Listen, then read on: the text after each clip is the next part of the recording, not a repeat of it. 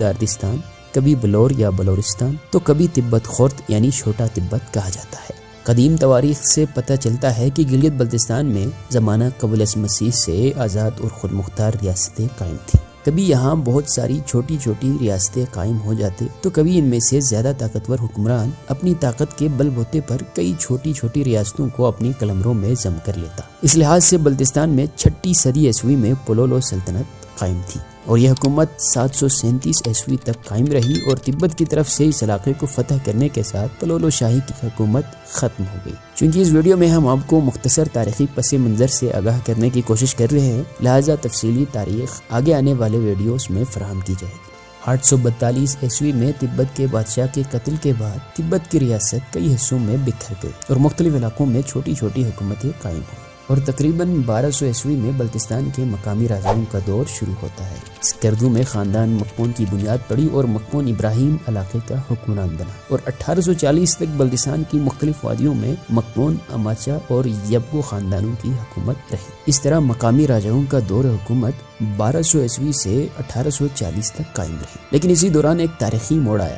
جب 1840 میں ڈوگرا فوجیں جموں سے بلتستان میں داخل ہوئی۔ یہ مداخلت کسی بیرونی حملے کا نتیجہ نہیں تھی بلکہ اندرونی اختلافات کا انجام تھی، اور یہی وہ لمحہ تھا جب بلتستان نے اپنی آزادی کی قیمت چکانی شروع کی۔ ہوا کچھ اس طرح کہ 1840 میں اسکردو پر مکپون حکمران احمد شاہ کی حکومت تھی۔ اسکردو کے اس حکمران نے اپنے بڑے بیٹے کی بجائے اپنے چھوٹے صاحبزادے کو اعلیٰ کارکردگی کی بنیاد پر ولی عہد تقرر کر دیا، جس پر بڑے بیٹے کے اپنے والد سے شدید اختلافات پیدا ہو گئے اور ان اختلافات کو محلاتی سازشوں کی بنیاد پر زیادہ سے زیادہ ہوا دی گئی، جس کے نتیجے میں احمد شاہ کا بڑا بیٹا محمد شاہ اپنے والد کے خلاف بغاوت پر آمادہ ہو گیا۔ محمد شاہ کو اس مرحلے تک پہنچانے میں کھرمنگ کے راجہ علی شیر خان کا بڑا ہاتھ تھا، جو احمد شاہ سے ناراض تھے مگر اپنے بے بسی کے باعث احمد شاہ کا اپنی ذاتی حیثیت میں کچھ نہ بگاڑ سکے تھے۔ ان اختلافات کے پیش نظر احمد شاہ کے بڑے صاحبزادے